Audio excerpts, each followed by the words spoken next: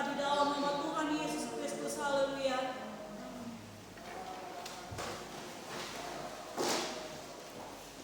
Puji Tuhan. Puji Tuhan. Haleluya. Terpujilah nama Tuhan kita yang sungguh besar, sungguh ajaib, sungguh sempurna di atas segala-galanya. Ya.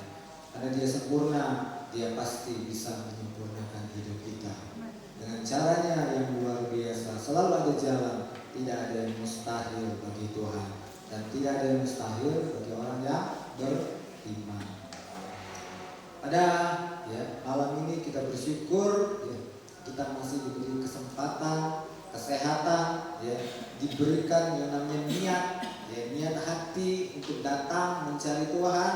Itu adalah pekerjaan firman dan Roh Kudus yang bekerja dalam hidup kita, sehingga kita ada dan kita pengen Tuhan yang memberkati hidup kita malam ini. Puji Tuhan, kita akan sama-sama belajar. Kita akan membuka Alkitab kita yang terdapat di Matius pasal yang ke-20. Matius pasal yang ke-20. Kita akan baca bersama-sama ayat 26, 27 dan 28.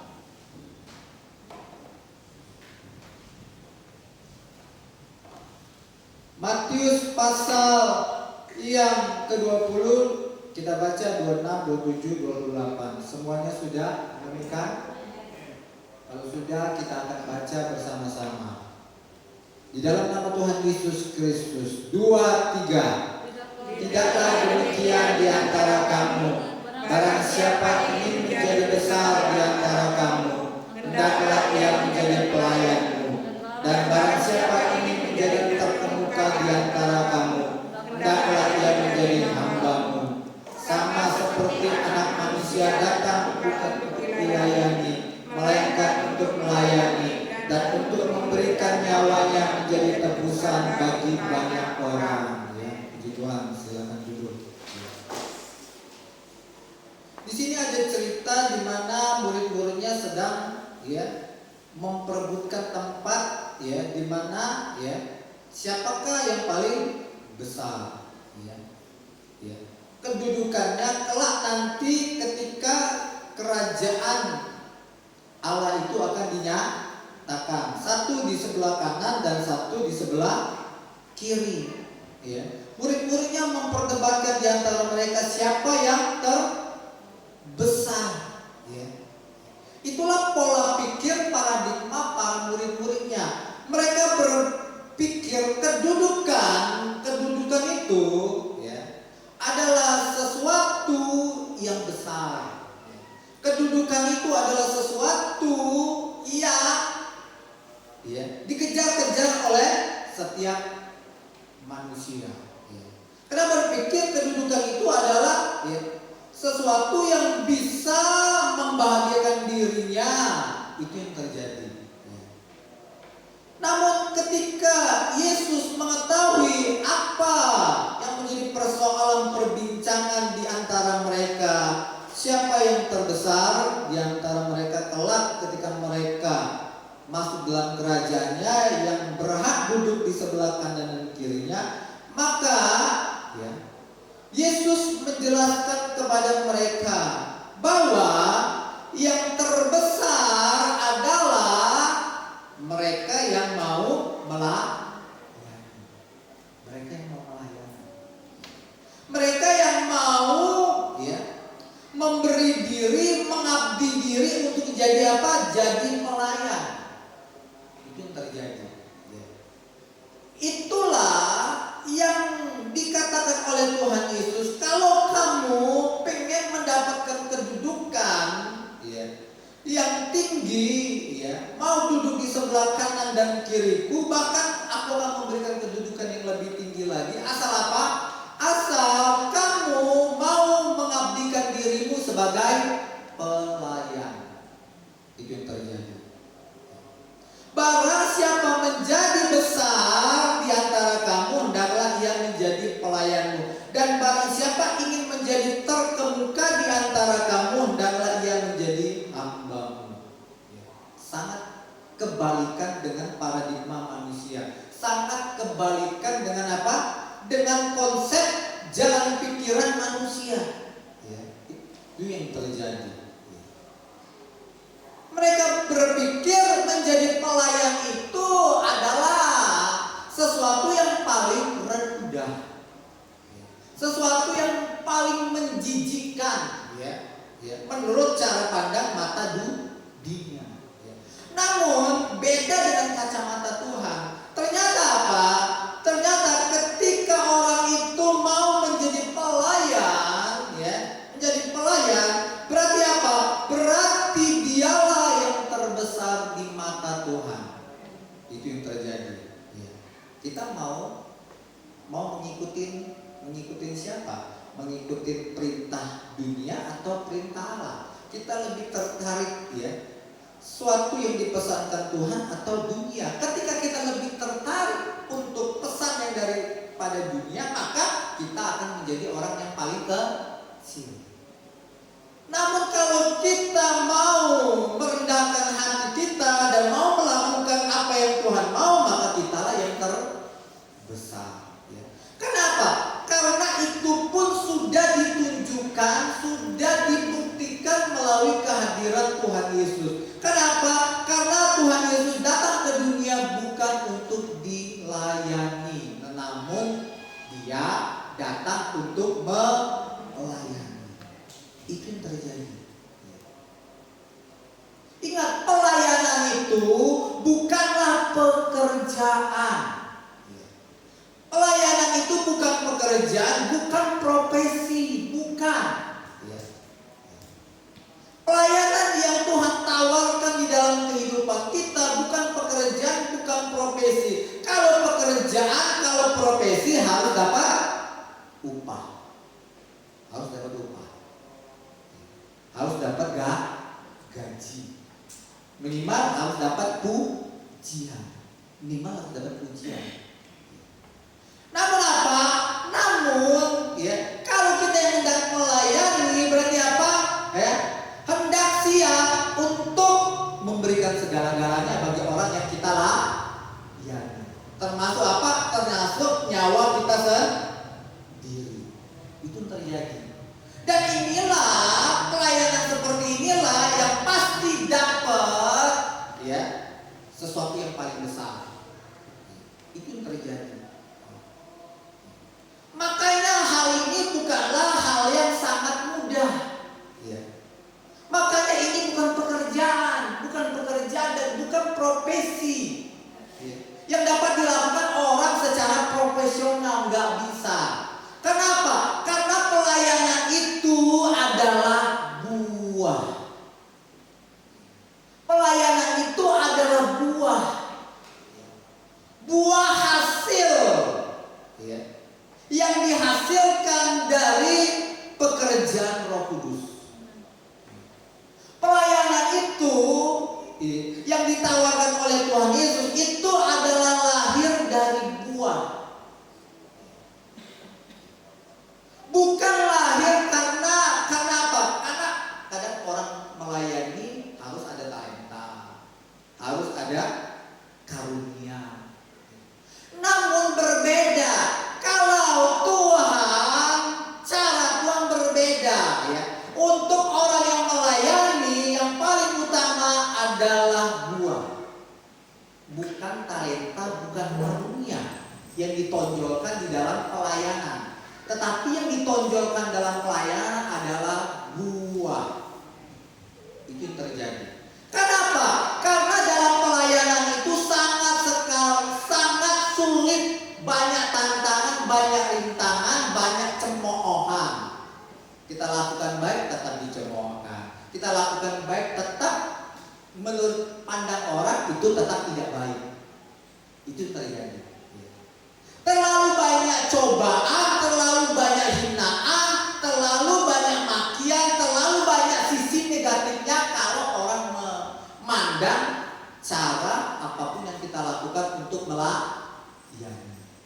Itu yang terjadi. Makanya apa? Makanya dasar pelayanan itu karena buah. Kalau tidak karena buah, apa yang terjadi? Yang terjadi banyak orang menyerah, banyak orang akhirnya angkat tangan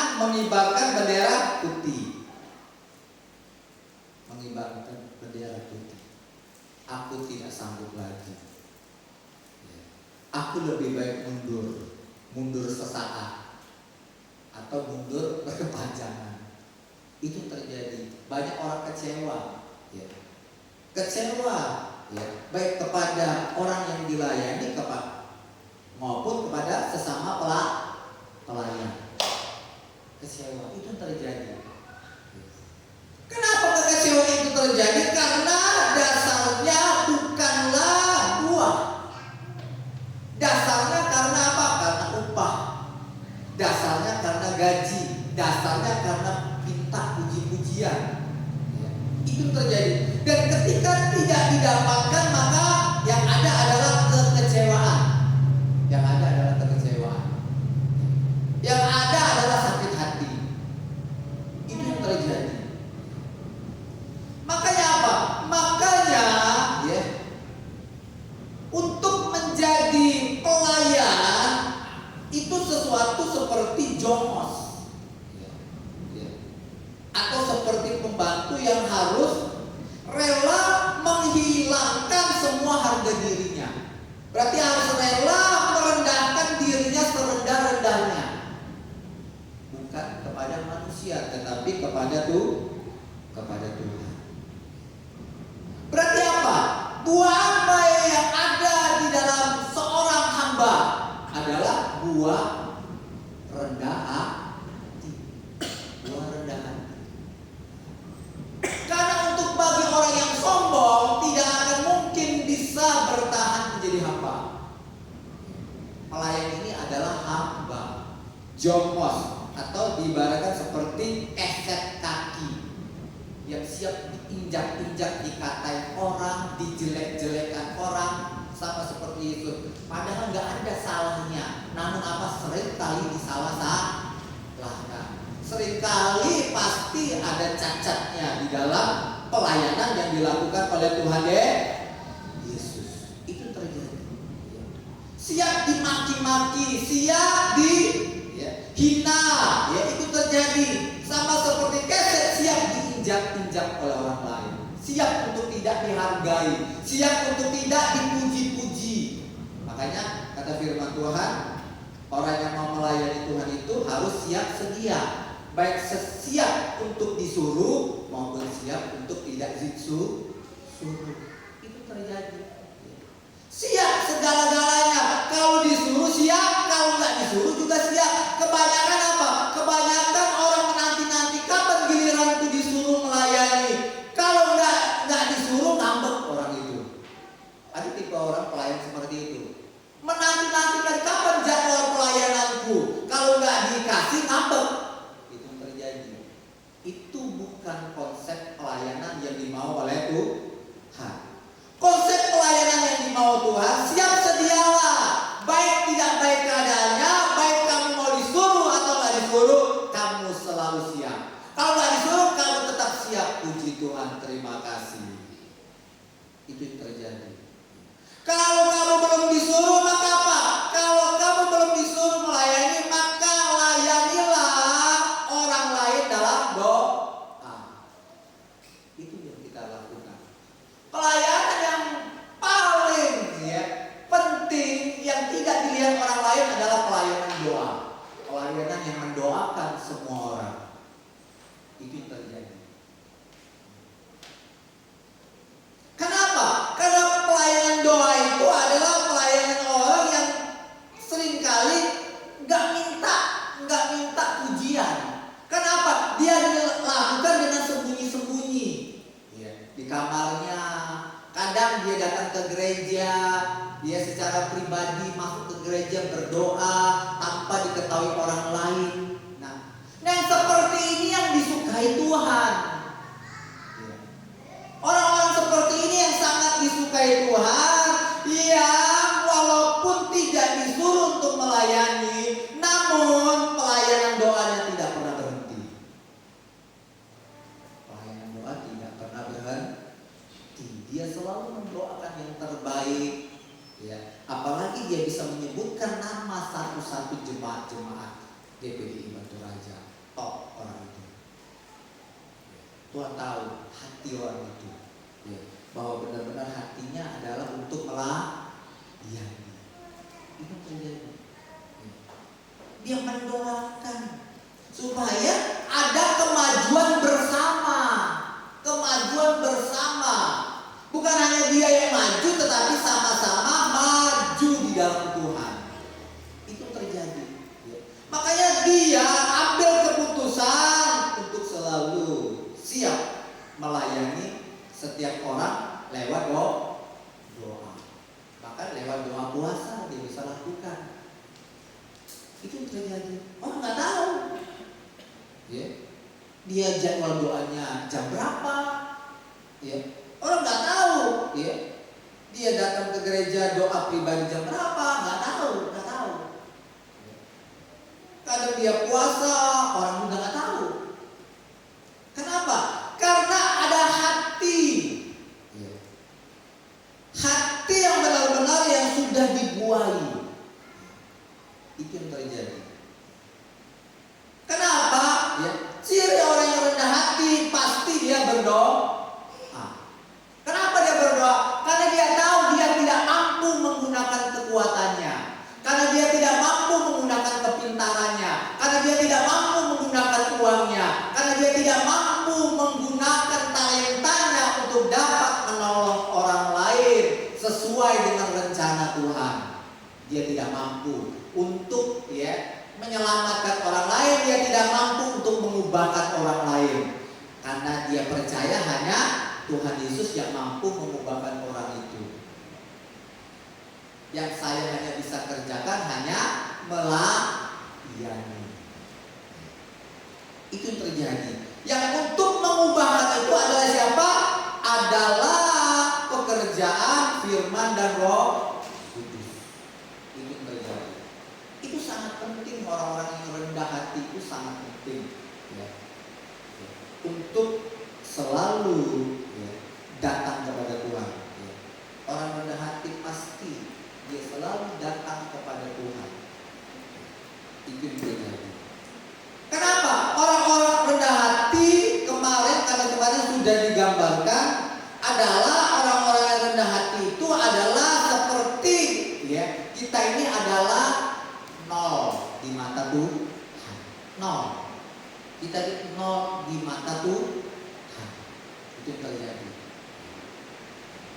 Ketika kita sadar saya bukan apa-apa, maka apa? Maka orang itu pasti dia datang kepada Tuhan. Kalau dia sadar dia bukan apa-apa. Kalau bukan karena Tuhan yang menolong dirinya, nggak mungkin saya bisa diubahkan, saya bisa diberkati. Maka apa? Orang yang rendah hati yang nol itu pasti dia datang sama Tuhan. Selalu minta tolong kepada Tuhan setiap hari. Bukan minta tolong untuk dirinya saja, tetapi minta tolong untuk keluarganya, untuk keluarga GPDI, dan untuk Kota Batu Raja, untuk bangsa dan negara Indonesia. Itu yang terjadi. Ketika kita sedang berdoa secara pribadi, kita tadi kan nilainya nol. Ketika kita berdoa, memanggil nama Yesus, mengandalkan Yesus, maka Yesus yang menjadi yang terdepan. Maka nilai kita jadi 10. Nah, biasa di rumah itu paling sedikit berapa orang? Anggap aja 3 orang kan. Paling sedikit di rumah itu ada 3 orang. Kalau ada 3 orang yang berdoa secara pribadi di kamarnya mereka masing-masing, maka nilai 10 itu ada berapa? Ada 3. Berarti totalnya jadi berapa? 30. Nilainya 30. Namun berbeda kalau satu keluarga itu berdoa bersama-sama bergandengan tangan, maka nilainya jadi berapa? 000 depannya 1 jadi berapa?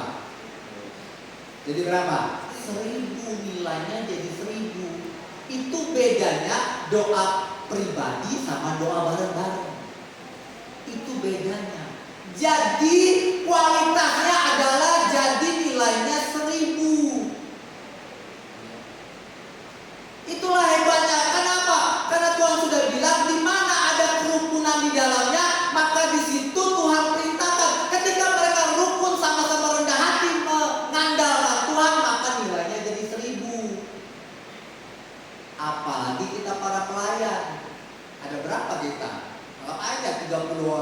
30 orang, dia nol-nolnya ada 30, depannya 1 jadi berapa? Nilai kita. Lebih dari 1 triliun kan? Wow, sangat banyak nilai itu. Ya. Itulah nilai Tuhan, nilai Tuhan. Itu terjadi. Kalau kita sama-sama jadi orang yang rendah hati yang mau berkumpul, maka nilai Tuhan sangat tinggi di tempat itu. Itu terjadi. Nilai itu sangat tinggi. Itulah pentingnya kenapa kita harus berbuah, adalah buahnya adalah rendah hati. Kenapa?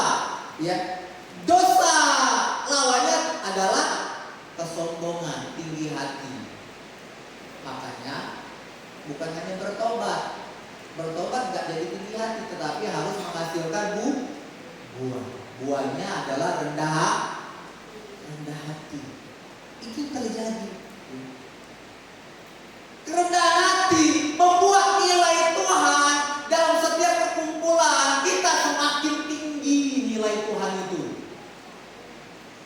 Dan ketika nilai Tuhan semakin tinggi, maka apa? Kuasa Tuhan makin dinyatakan lebih hebat lagi di tempat itu. Itu terjadi. Itulah kenapa sangat penting kita ya untuk terus bersama-sama. Setiap hari keluarga demi keluarga bersama-sama untuk sama-sama berdoa. Apalagi kita sama-sama gereja GPDI. Itu terjadi. Kita punya seminggu berapa kali untuk beribadah, tetapi jarang kita punya waktu untuk berdoa bersama-sama. Itu terjadi. Itu Tuhan mau. Tuhan akan nyatakan perkaranya yang lebih besar ya. Ketika apa? Ketika kita mau ya bersama-sama. Itu terjadi. Ketika itu ada buah, itu akan mengalir dengan sendirinya. Ya, itu terjadi. Dan buah itu, ya, buah itu lahir dari apa? Ya, lahir apa? Ketika ya ranting dan batang pohon menempel, maka apa? Maka mulai ada buahnya. Betul? Itu terjadi. Ketika ranting pohon menempel pada batang pohon, maka itu akan berbuah.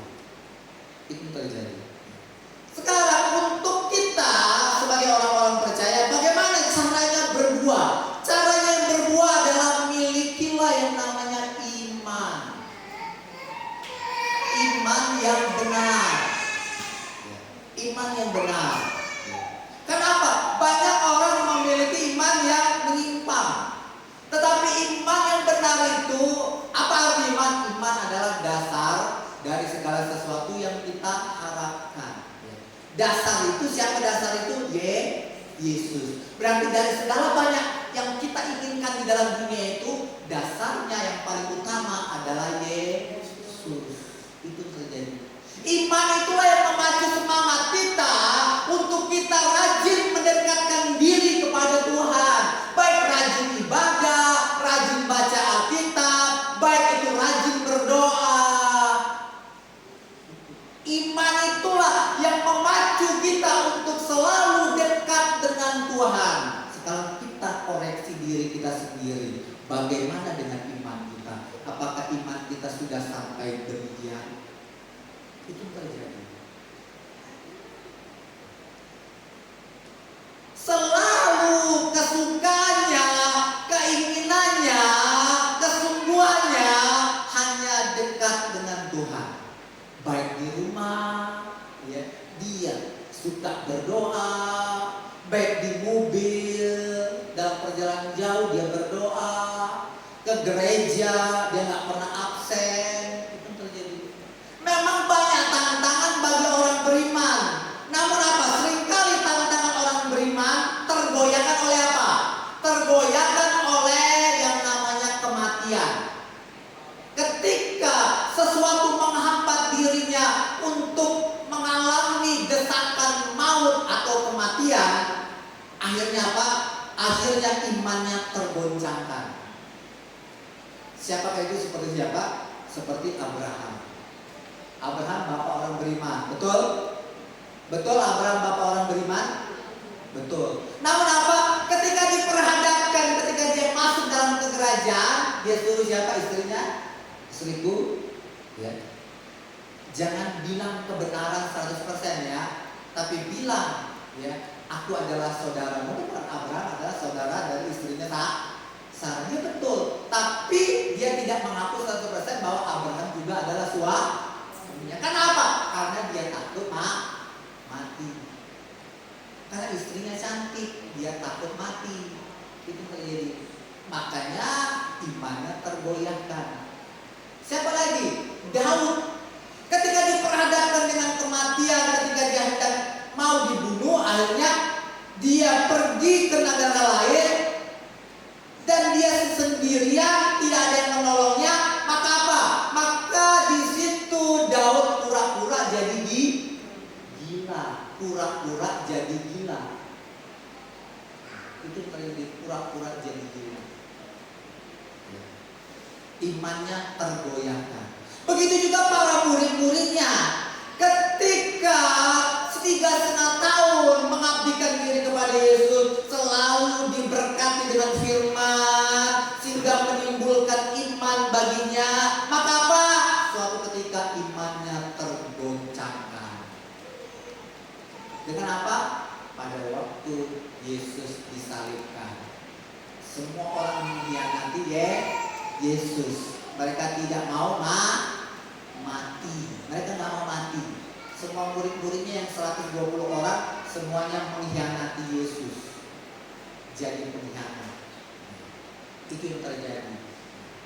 Itulah yang namanya satu sisi kelemahan iman. Adalah kalau berhubungan dengan kematian, kita akan menolaknya. Tapi kalau bukan urusan kematian, kalau mau hujan, dia tetap akan datang. Kalau ada pesta, dia akan tetap nomor 1 Tuhan. Cuman kematian yang menghalangi. Kebanyakan iman itu, kebanyakan kematian yang menghalangi dirinya. Tapi kalau untuk yang lain-lain, dia hadapi semuanya, gak ada yang bisa kalahkan. Itu yang terjadi. Gak ada yang bisa kalahkan. Itu namanya iman yang benar. Iman yang mengalahkan dunia. Namun iman itulah yang mendukung apa? Mendukung orang-orang percaya untuk apa? Untuk bisa berbuah. Untuk bisa berbuah. Nggak ada lagi jalan lain. Jalan lain supaya kita bisa berbuah adalah yang namanya iman. Iman itulah yang terus menuntut kita untuk semangat untuk mengikuti Tuhan. Itu terjadi. Dan ketika kita ikut semangat mengikuti Tuhan, mendekatkan diri kepada Tuhan, menempel sama Tuhan, maka lahirlah buah. Itu terjadi. Namun apa? Namun buah yang paling mendasar yang perlu kita harus dapatkan adalah buah kasih. Kasih agape. Karena buah kasih agape inilah yang akan melahirkan banyak buah, termasuk apa? Buah kerendahan hati.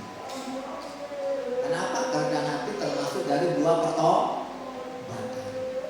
Itu terjadi.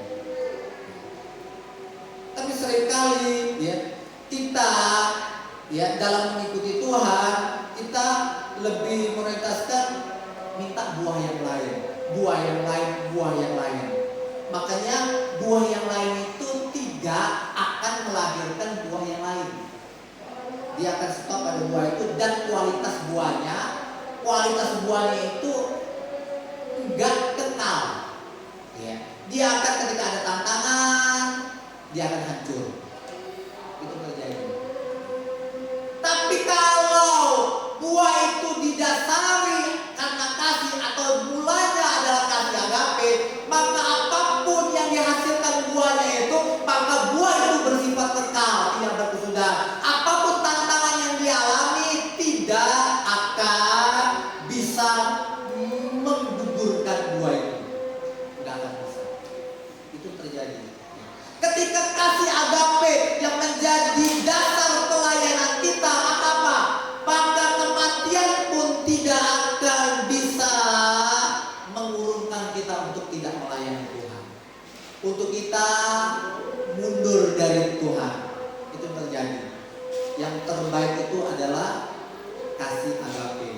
Untuk dapat kasih agape, untuk dapat semua buah-buah itu adalah namanya iman. Itu terjadi. Iman kita dapat dari apa? Iman kita dapat dari mendengar firman Kristus, firman yang diurapi. Itu terjadi. Untuk kita selalu diurapi kepada Tuhan apa? Sebelum kita dengar firman Tuhan harus berdoa. Tuhan, saya tahu saya orang bersalah. Tuhan, ampuni saya, tolong urapi saya, dan tolong urapi firman yang disampaikan oleh hamba-Mu, sehingga ketika itu saya dengar, saya akan percaya, iman timbul dalam diri saya. Itu terjadi. Maka apa? Maka kualitas pelayanan itu akan menjadi kualitas yang paling besar dari segalanya. Itu terjadi.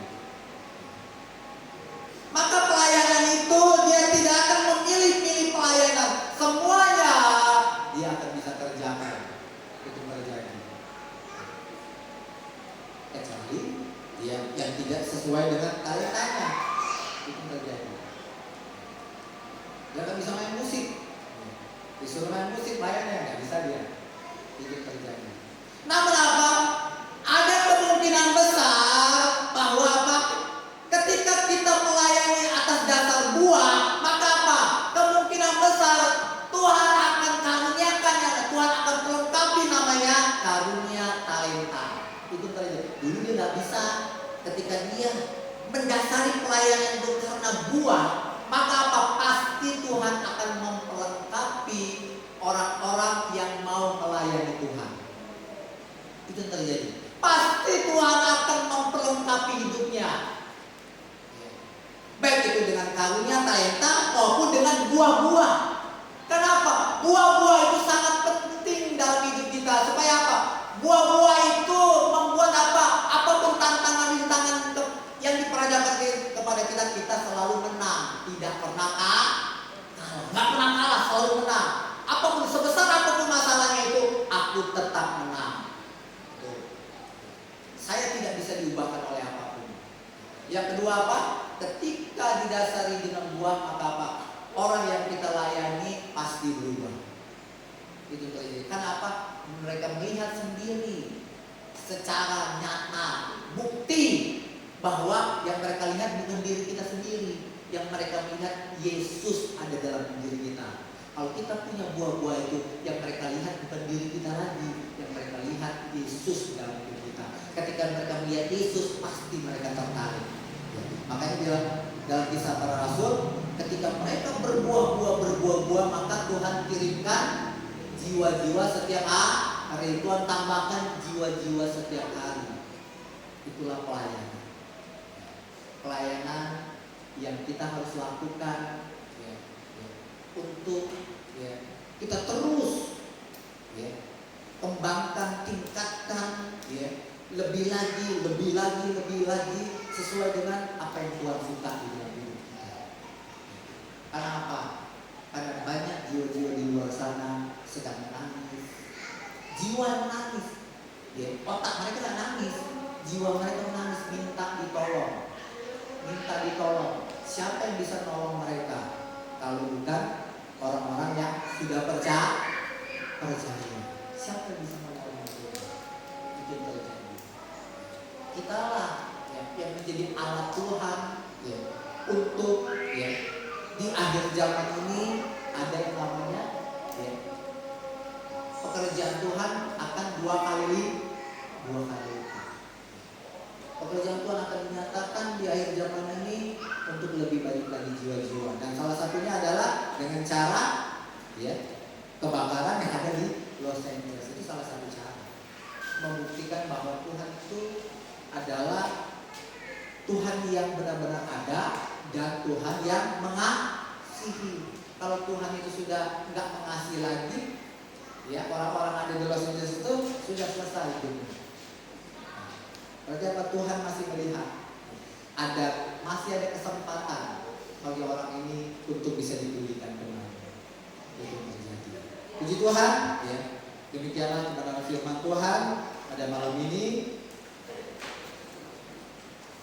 Mari kita siapkan hidup kita, siapkan hati kita untuk terus kita berdoa kepada Tuhan, tanda bukti bahwa kita adalah orang-orang yang mau merendahkan hati. Karena orang-orang yang merendah hati, yang dia minta Tuhan akan berikan dalam hidupnya. Kalau orang sombong, apa yang dia minta Tuhan tidak akan berikan dalam hidupnya. Tuhan suka orang-orang yang rendah hati, tapi lebih dari semua itu Tuhan suka orang-orang yang mengasihi Tuhan, mengasihi manusia siapapun itu tanpa pamrih. Itulah kasih agape. Karena itu kita terus berjuang. Hidup ini adalah perjuangan. Untuk kita apa? Untuk kita selalu meningkatkan iman kita di dalam Tuhan. Terima kasih Tuhan Yesus. Terima kasih Tuhan Yesus. Kita akan percaya hidup ini